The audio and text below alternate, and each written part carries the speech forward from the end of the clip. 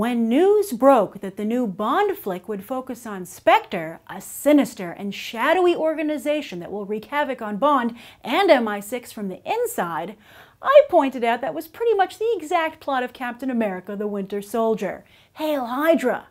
But apparently Spectre has plenty of its own loyal agents out there, who let me know that while Hydra debuted in Marvel Comics in 1965, Spectre debuted in the Ian Fleming novels in 1961, and then the feature films in 1962.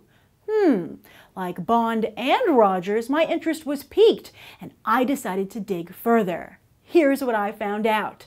See, while Hydra wants its name out there, so many memes, Spectre is so secretive you've been watching the group's evil deeds in Bond movies for decades and not even realized it. Perhaps because so many of us watch them as kids, where a lot of stuff goes over our heads. So, Dr. No simply worked for Spectre, which is in fact run by Emilio Largo and Ernst Blofeld. It seems they were going to have matching eye patches, but Blofeld changed his mind at the last minute. Not cool, man. Do these two look familiar? That's because Mike Myers famously parodied them in his Austin Powers films with Dr. Evil in Number 2, although Largo actually is referred to as Number 2 in the films. As for Dr. Evil, well, Myers didn't have to do much to make fun of a character ripe for parody. It wasn't Fleming's idea, but in the movies, Blofeld really does like to stroke a white Persian cat and really does wear that pantsuit. And Blofeld not only inspired Dr. Evil, but also Mr. Han in Enter the Dragon, and how awesome is this, Dr. Claw from Inspector Gadget. The bar's been raised pretty high for Christoph Waltz, who many suspect isn't really playing Franz Oberhauser, but in fact the new Blofeld, previously portrayed by Donald Pleasance, Telly Savalas, Charlie Gray, and Max von Sydow. But in this new era of a more serious, realistic Bond, can Blofeld really be played straight and still be effective as an iconic Bond villain?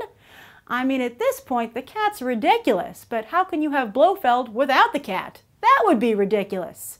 And maybe, just maybe, Bond isn't going to be so serious anymore.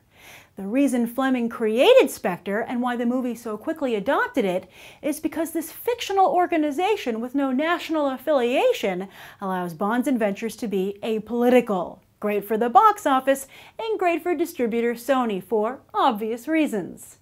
Now, the rebooted Bond has actually been setting up Spectre for quite some time. Remember Quantum? No? Yeah, the Bond movies have once again been a little too subtle, but basically this organization plagued Bond in Casino Royale and Quantum of Solace, usually through their agent, Mr. White. You kinda remember Mr. White, right? Well, it seems Quantum is actually a cover for Spectre! Or perhaps they just merged and went with Spectre for brand recognition. Anyway, as Bond's support team comes into focus over at MI6 with MQ and Moneypenny, it looks like Spectre is also coming into focus with Blofeld, Mr. White, and someone named Mr. Hinx, played by former WWE champion and Guardians of the Galaxy co-star Dave Bautista. Wow! Now that's some old-school Bond casting.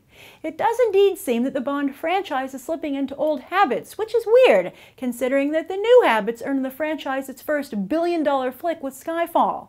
Then again, perhaps the new Bond film is simply going meta, a trend that's just as popular these days as dark, serious, and realistic. So are you excited about Spectre, or do you think the new Bond shouldn't look back? And forget shaken or stirred, do you prefer your Bond serious or with camp? Can Christoph Waltz even do serious while holding a cat? Write your thoughts down below. I'm Grace Randolph, and this has been a Movie Bite. You can watch more right now.